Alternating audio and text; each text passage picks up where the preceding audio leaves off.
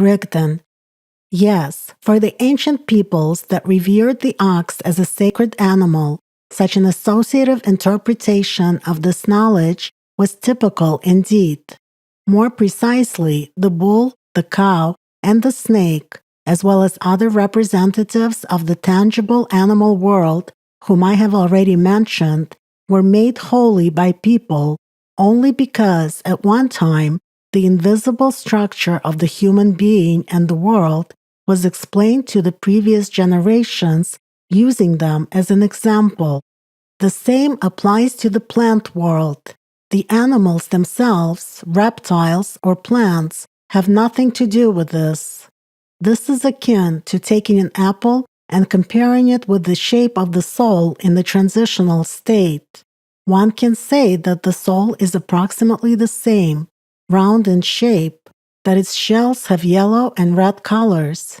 Just like an apple ripens in the sun as a fruit, so does the soul, figuratively speaking, ripen when a person develops spiritually. So then, if the spiritual component of this knowledge is lost, then for the next generations, the apple will become a sacred fruit which will be worshipped since it was written down in the sacred texts of their ancestors. That is how the animal mind materializes everything spiritual in the human system in order to establish its power. In earlier times, the basic spiritual practices were explained almost at the elementary level, essentially just like nowadays. In other words, they took common associative examples of the three-dimensional world, understandable to a person in everyday life. It was only necessary so that he could grasp the initial stages of spiritual work. With his further spiritual development, the need for this disappeared because the person got a personal experience of being on the invisible side of reality, the spiritual world.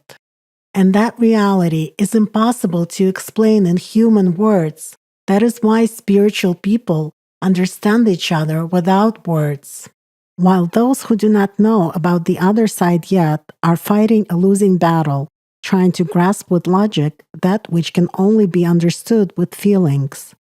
It is for the latter that such coarse associations of the material world were given.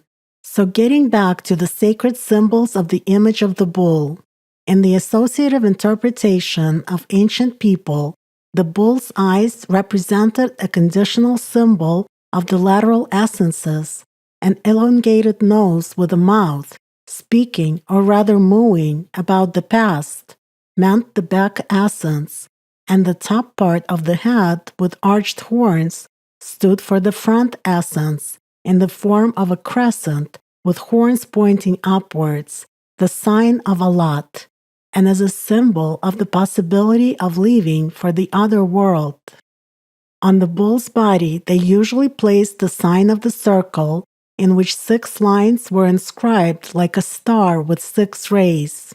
The latter is a symbol of 6 material dimensions, ruled by the animal mind. And if the 6 rays of the star looked like a diagonal cross intersected with a horizontal line, then the 2 horizontal rays, the minuses, pointed also to the control by a person of his lateral essences, or conversely, to their activity, depending on additional signs.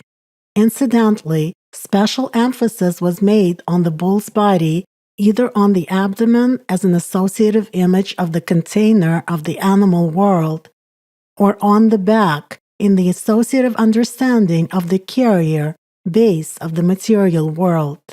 Appropriate signs were placed there. Later, when religion appeared as an institution of power and control, total destruction of the old beliefs began, and some priests turned the symbol of the bull into a sacred image to be worshipped by the masses, concealing the true knowledge, while other priests, fighting for their own power, started interpreting the bull as a negative image along with that knowledge that it embodied. Anastasia. Such a substitution of an associative image for a sacred one is also traced in modern beliefs nowadays. In such religions as Hinduism, Jainism, and Zoroastrianism, the cow is still revered as a sacred animal. In Hinduism, eating its meat is taboo, and earlier, in the first centuries of the Common Era, rulers of India regarded the killing of cows by any resident as a terrible crime, which was punishable by death. Not to mention the fact that all the products and waste of this animal in these religions are still considered to be sacred and cleansing, and panacea for all the spiritual and physical ailments. So what has remained of spiritual knowledge? Practically nothing, just general philosophy with the material inclination of worshipping an ordinary animal. As a result, entire generations of people, instead of actually working on themselves in a spiritual aspect, are appeasing a common ruminant, cloven-hoofed animal. Rigdon. Yes, the animal mind is strong in its substitutions. Anastasia.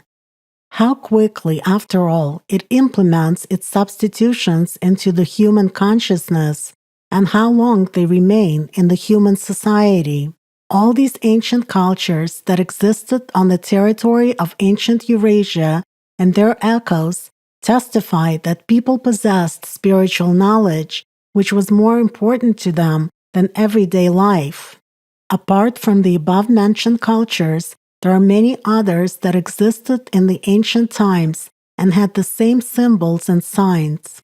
For example, the Hassuna and Halaf cultures, 5th millennium BC, the present Iraq territory, northern Mesopotamia, Syria, and Turkey. These cultures existed before emergence of the Sumerian civilization. The Zagros culture, settlements of the encampments Ganj Dareh and Ali Kosh, 7th to 6th millennium BC, in the Zagros Mountains, modern-day Iran. The Novykh culture at the foothills of the Sulaymaniyah Mountains, 4th to 5th millennium BC, modern Pakistan territory. The Anau culture, 5th millennium BC, near the modern city of Ashgabat, Turkmenistan. And that's far from the entire list, which actually covers large territories of people's settlement in those days, from Europe to Siberia and from Africa to Asia. And everywhere you can find similar graphic symbols, one and the same geometrical signs, which were richly painted on house walls and tableware. Rigdon. I shall say even more. Pay attention to the fact that an abundance of such signs is found exactly in the areas located close in proximity to those places that were important since ancient times, in a spiritual sense.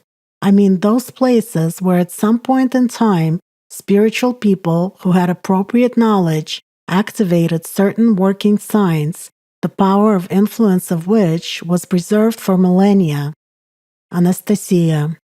Are you saying that these places are not anomalous zones of energy emission? That is, they're not of natural origin but of an artificial one? That they once were created thanks to the activation of certain working signs? Rigdon. Yes, it is sufficient to follow the events, at least within the available historical data, especially in the spiritual aspect, which occurred in the places you listed, where at some point in time signs were activated. Anastasia. Actually, yes. If, for example, we take the Tripolian civilization, modern city Kiev, for instance, is still being called an open chakran, a place of power. And if you consider that there was a lotus temple there in ancient times, and next to it there were settlements of the Tripolian civilization with an abundance of sacred signs and symbols, known not only in ancient Europe, but also on other continents. Rigdon, smiling. But why are you saying that the Lotus Temple was? Anastasia. Well, yes. In fact, if we continue comparing places of power, Some interesting moments in the history of the civilization's spiritual life become visible. For example, if we consider the east coast of Greece near Larissa city, close to it there is also the mountainous peninsula Halkidiki, Holy Mount Athos. Indeed, today it is the world's largest concentration of the Orthodox monkhood, the spiritual dwelling which is revered by many people as the abode of the Holy Mother of God. There, for over 1,000 years, prayers have been uttered unceasingly, and everywhere there are ancient symbols and images of the Mother of God and Archangel Gabriel. It will just suffice to mention the Vadopedi Monastery, erected in honor of the Annunciation to the Blessed Virgin Mary, or the St. Panteleimon Monastery, Rossicon on Mount Athos. After all, back in the day, Agapit of Pechersk was directly involved in the spiritual activity of these ancient monasteries. Indeed, these are significant events in time which have remote consequences in the distant future. Rigden, and it all began with the activation of science. Anastasia. Yes, Greece and science are inseparable concepts. The Balkan Peninsula territory in the past, somewhere from the 3rd to the 2nd millennium BC, is an area of the Aegean expansion, or as it is also called, the Creto-Mycenaean culture. This is one of the mysterious cultures. Judging by the art monuments, the feminine principle was honored in it also, and the writing system was rich with signs and symbols. As far as I know, the Cypriot Minoan writing, from which the Cypriot writing system subsequently ensued, has not yet been deciphered, and the signs of the Cypriot writing are very similar to the signs of Tripolian and other ancient cultures. In other words, the signs have remained, but their original meaning has been lost. Rigden. Everything once had one root. There was one language and same signs. But now the language is forgotten, although the signs have remained. Only people lost the spiritual component of the knowledge about these signs. But the memory of the power of the signs' influence has remained in the human being at the genetic level. If you look at the preferences of every personality, what symbols it intuitively pays attention to the most, and which comfortable for it ornament it surrounds itself with, even in everyday life, then we can see those same basic signs and symbols. It is enough to take a look at what patterns surround a person on everyday objects, what decorations are in the interior and exterior of the house, and even on personal things. At that, not only at home, but also at work, signs and symbols of businesses or companies, logos of different everyday items, internet sites, and so on. For people, this is so commonplace that they do not even question from where the root of their desire grows, of such subconscious preference for certain signs and symbols, why they surround themselves with them, and how this influences their lives. Anastasia. Yes, that's a fact. I had never really thought about it until I came across the knowledge given by you. I remember that after I first heard this information and turned my attention to my home environment, the realization of what surrounded me all along was a revelation for me. There were patterns and basic ornaments around, emphasizing what I subconsciously strived for in my life. Furthermore, some of them were working signs. So every day, seeing all of this before me, I unknowingly activated them with my attention, and thus my life was influenced entirely according to my choice, based on my personality's secret subconscious preferences. Rigden. A close observation of oneself leads to interesting discoveries. A person finds in himself that which before at times he would easily notice only in others. Anastasia. Yes, this was a true revelation for me back then, which allowed me to adjust my life in this respect as well. And now you have intrigued me by the very idea of tracking the places of signs activation starting at times of high antiquity. If analyzed, then it all falls into place, just like parts of a jigsaw puzzle. For example, Russia, the southern part of the Ural Mountains. The southern Urals are rich not only in signs and symbols, but also in mysterious, anomalous places. Also there, near Chebarkul, archaeologists found that very country of towns with the one culture which we have already mentioned in our conversation. These are ancient cities which existed in the 4th to 3rd millennium BC on the territory of the present Chelyabinsk and Orenburg regions, Bashkortostan, Russia, and northern Kazakhstan. That is, there actually was an entire civilization during the period of ancient Egypt. These towns were originally well designed and had a complex architectural blueprint. Furthermore, in addition to rectangular forms, many of them had a distinct circular shape, while others were egg-shaped, semi-oval, apparently drawing a parallel with the cosmic egg, which was known in the mythology of many ancient peoples. Generally, it should be noted that the ancient cultures of Siberia, which cover large areas of western Siberia, the southern Urals, and the western part of Central Asia, are very rich in symbols and signs. But on the other hand, this is not surprising. After all, the entrance to Shambhala is nearby.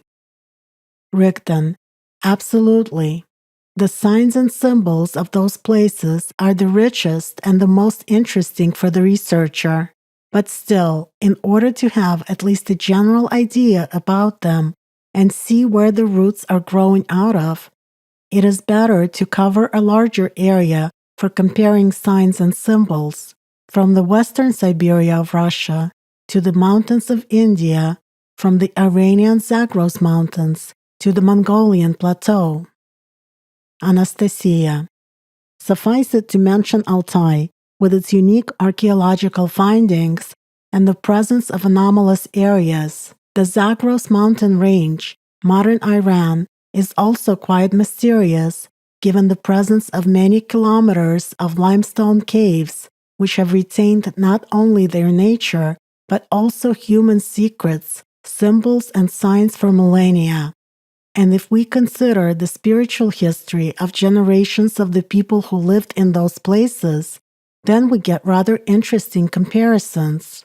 To the west side of the Zagros Mountains, there are valleys of Mesopotamia, which is the location of the Sumerian city-states in the 4th to 3rd millennium BC. Again, the Sumerian culture is associated with the same main signs and symbols that other ancient peoples had. And some of their sacred legends, for example, about the flood and the Paradise Island, were later on borrowed by the Jewish priests as they were drafting the texts, which would subsequently be included in the Bible, but of course without referencing the Sumerian civilization as the source.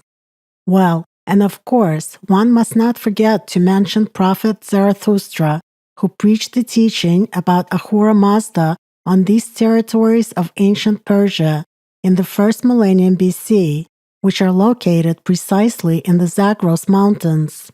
After all, the holy book Avesta and Zoroastrianism religion were created based on this teaching, and they had a significant impact on many people of subsequent generations, not only of those places.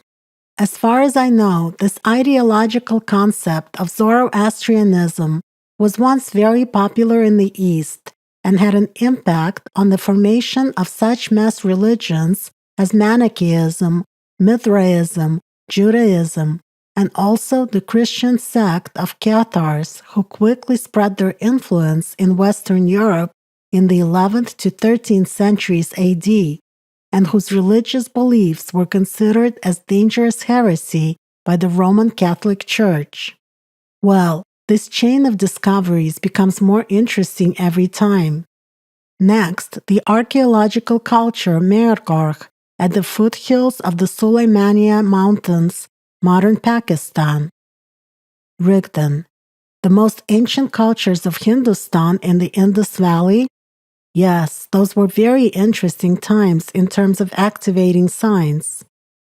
Anastasia, I remember you once told us about one of the global points of the junction, location of the world's largest plexus of mountains in Asia, the formation of the systems of the highest mountains of the planet, Pamir, Hindu Kush, and the Karakoram. And in the context of this story, you touched upon the subject of a highly developed culture that existed not far from those places 5,000 years ago, that is, in the 3rd millennium BC. You had me so intrigued with this information that I made a more in-depth study of this issue. As of today, archaeologists conditionally call this culture the Indus Valley, or using another name, the Harappan civilization, which is named after an archaeological site in Harappa in the western part of South Asia, Pakistan, West Punjab. Actually, I was rather impressed by this quite developed civilization. It existed for thousands of years on a fairly large area, bigger than other ancient states of that time, had a centralized urban structure and also a stable culture which remained unchanged for millennia, despite the fact that people of different races and nationalities lived there, just like what we had in the Soviet Union. But unlike the Union, residents of the Harappan civilization seemed to possess spiritual knowledge, and this information was available to many people. The Harappan, Indus Valley, civilization, as you then brought it to our attention, existed during the times of Sumer and ancient Egypt, before the arrival of the Aryans in those lands, and before the creation of the sacred Vedas. But it is just amazing what kind of knowledge people of this civilization had. Your information was like an eye-opener for me to many historical and archaeological messages, and it was quite surprising why archaeologists do not notice such obvious facts.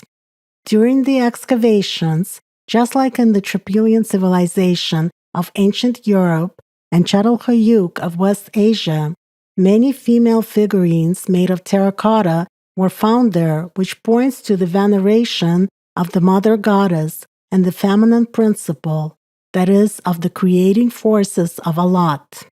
In the places of existence of the Harappan civilization, archaeologists discovered several large altars with wells and clearings for ablutions. In essence, this proves that knowledge about special magical transformation with the help of water, when a person with spiritual faith performs an ablution during religious rituals, was known a long time ago. But the most amazing thing is, of course, the Harappan script, which has not yet been decrypted. Scientists find some similar signs in the Sumerian script and voice an opinion regarding proximity to the Hittite hieroglyphic writing. Furthermore, they have discovered that almost 50 characters of the Harappan culture are similar to the signs of Easter Island. Have a look at the location of the South Pacific, in fact of Easter Island itself, and India and Pakistan, which is the location of the ancient Harappan culture. They're separated by a distance of 13,000 kilometers and thousands of years' time. This points to the fact that these signs and symbols were known in different parts of the world at different times. Rigdon, that is so. I have already said that these signs and symbols, which contained basic knowledge about the world and the human being, were present on virtually all of the continents, despite the fact that local peoples gave their own coloring to their interpretation at different times. Anastasia, the importance of some signs, in my opinion, proves another fact of a kind of a hunt for them. Take, for instance, the story of Easter Island's ancient writing system. In that area, the knowledge about signs and symbols, as well as their use in written language, disappeared quite recently in the middle of the 19th century when the island was invaded by the Western civilization with people who had sailed on the Dutch and the Spanish ships. The world learned about the unusual writing system of the island from a Catholic missionary who visited the place. The locals of Easter Island kept records with special signs on wooden boards which were present in almost every home. But at the same time, after revealing the signs of Easter Island to the Europeans, this missionary and his followers did everything to destroy this writing system and burn it as pagan heresy.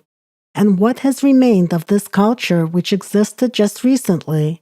Several hundred huge head sculptures as high as multi-storied buildings, weighing from 20 tons and scattered around the whole of Easter Island, and also a couple dozen boards with literary texts, which miraculously remained intact, as well as a staff and a breast ornament with writing. At that, the latter are scattered throughout different museums of the world. The impression is that the world's priests, having learned about these signs and symbols, did everything to destroy them, even despite the fact that these were already meager remnants of the once former knowledge. Rigdon. Well, the archons are not sleeping, they act. Of all the people, they understand what signs are, and all the more so what an activated sign at work is. Anastasia. The saddest thing is that this is not an isolated case as far as the total destruction of the knowledge is concerned. At the beginning of the 20th century, one European anthropologist traveled to South Africa. While in the belt of the Drakensberg Mountains, the very same mountains where the Bushmen left their rock inscriptions, he came upon a village of the Basotho people. He was surprised at the fact that all the walls of the conically shaped mud houses with thatched roofs were painted with a different colored ornament, which the homeowners diligently looked after. It turns out that this was the writing system of that nation, in which each sign and symbolic detail of the ornament meant something. The ethnographer published his discovery in one of the specialized magazines to draw the attention of linguists, but in response there was, as they say, silence. And when many years later some specialist accidentally discovered this message and a group of scientists headed to that area to explore this unusual writing system, it turned out that someone had already done some serious work to eradicate this ornamented language out of the consciousness of the Basotho people. Rigdon, smiling ironically. Well, why someone? Immediately after the publication of that ethnographer, other specialists arrived in the region of the Drakensberg Mountains in short order. After all, during that time, the Basotho nation was under British protection. The British authorities, who were manipulated by the Freemasons, had not interfered much in the affairs of this nation before this case. Their forced guardianship over the African nation was related more to diamond mines, kimberlite pipes containing diamonds that had been discovered not far away from those places. But as soon as the information related to the sign and the ornamented script of this people appeared, the Freemasons reacted to it much faster than to the presence of diamonds in the same places of South Africa in its time. So these specialists who arrived as Catholic missionaries promptly created a new writing system, Sesotho, based on Latin for these peoples, opened schools, and began teaching the script and English language, forcibly weaning new generation away from the language and the writing of their ancestors. They filled people's heads so much that by the time the linguistic scholars came there, it turned out that even 70-year-old people no longer remembered the writing of their fathers, because they had only been taught English and Sesotho. As a result, the local people now blindly copied the pattern of their ancestors without realizing its true meaning, modifying and simplifying it, painting on the house often for additional income based on attracting foreign tourists with such a unique culture of the local people. And they do not even understand the basis of the spiritual knowledge they were deprived of and why today they and their rulers are still being so easily controlled by foreigners by engineering unemployment, hunger, riots, and political upheavals in the country. Anastasia. Well, who could have thought this? It is clear why the archon's mouthpieces tell people that signs are a primitive language and that there is nothing of value in them, that it is mere folklore. The more people will interpret them in their everyday meaning, the better it is for the archons, so that no one could get to the essence. And the archons themselves spare no expense on such projects in order to destroy spiritual knowledge and withdraw creating signs and symbols from the people's memory. Rigdon. Well, all is clear with the archons, but the sad thing is that people themselves, the very majority, allow archons to do things like that. Anastasia. A few more words about the Easter Island. The local population has preserved legends that the ceremonial platforms, ahu, on which some of the stone statues are situated, serve as the link between the visible and the invisible, the beyond worlds, and that the very stone statues, moai, contain the supernatural power of their ancestors. The latter, according to the beliefs, is supposedly capable of controlling natural phenomena and therefore of bringing about a favorable result, thriving of a nation. Rigdon. There is nothing supernatural there. It is just that at one time, those people lived there who knew how and for what purpose certain signs needed to be activated. Had their descendants not lost the knowledge which they were given, then the people living now on the island would understand themselves and the basic connection with other worlds better. Usually for the chronicle, as a way of passing on knowledge and legends to the descendants, knowledgeable people applied signs onto stone statues and often adorned themselves with corresponding tattoos, which had a special symbolic meaning. For uninformed people, those were drawings which meant absolutely nothing, but which instilled respect and fear of those who, in their opinion, probably knew something special. Later on, of course, commonplace imitation took place.